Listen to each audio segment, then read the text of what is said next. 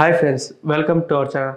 మనం అందరికీ తెలుసు కదా, వ్యాలంటైన్స్ డే వచ్చిందంటే ప్రతి ఒక్కరు లవర్కి ఏదో గిఫ్ట్ ఇవ్వాలని అనుకుంటాం. కానీ ఎలా అంటే కొంతమంది టెడ్డీ బేర్ ఇస్తారు, కొంతమంది పప్పీలు ఇస్తారు, కొంతమంది వాళ్ళకి ఇష్టమైన డ్రెస్ కానీ ఇష్టమైన చాక్లెట్స్ కానీ, కొంతమంది అయితే ఫ్లవర్స్తో ప్రపోజ్ చేయడం కానీ, ఇలా చాలా చాలా రకాలుగా అయితే ప్రపోజ్ చేయడం కానీ జరుగుతూ ఉంటుంది.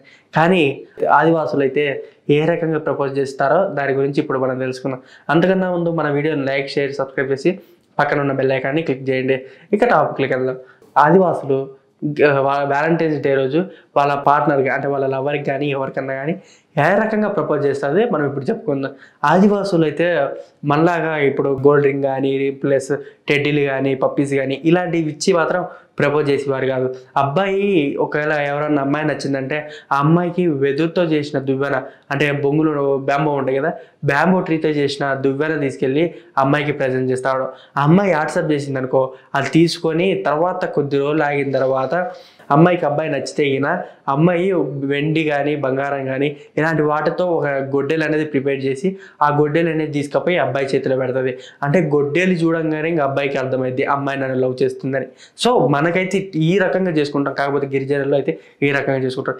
ఇలా చేసుకోవడం వెనక వాళ్ళు ఏంటంటే ఒక అపారమైన శక్తి ఉంటుందని వాళ్ళ నమ్మకం. వాళ్ళ ప్రేమ కూడా దృఢంగా ఉంటుంది, ఎప్పటికీ విడిపోకుండా అనేది వాళ్ళ నమ్మకం అనమాట. అదే ఒకవేళ వాళ్ళు ఇంట్లో వాళ్ళందరికీ ఒప్పుకున్నారంటే గిన వాళ్ళ ప్రేమకు వాళ్ళందరూ కలిసి వాళ్ళ తగిన రీతిలో అంటే వాళ్ళ ఏరియాలో ఏ రకంగా అయితే పెళ్లి చేస్తారో అట్లా చేస్తారనమాట.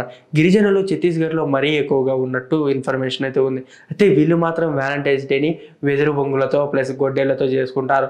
ఇట్లా గొడ్డేలతో కానీ ఇట్లా వెదురు బొంగులతో కానీ మన గర్ల్ ఫ్రెండ్కి దీనికి ఇచ్చినాం అనుకోండి, ఏం చేస్తుంది, చేతితో చంపకేసి ఒకటి పోయి పోరాపో అని చెప్పి ఇంకొకటి చూసుకుంటారు. కానీ వాళ్ళు మాత్రం వాటికి ఇచ్చిన విలువ చూడండి ఎలా ఉందో.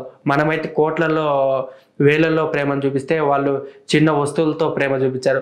వాటిని బట్టి గుర్తుపెట్టచ్చు ప్రేమ విలువ ఏంటిదో అనేది.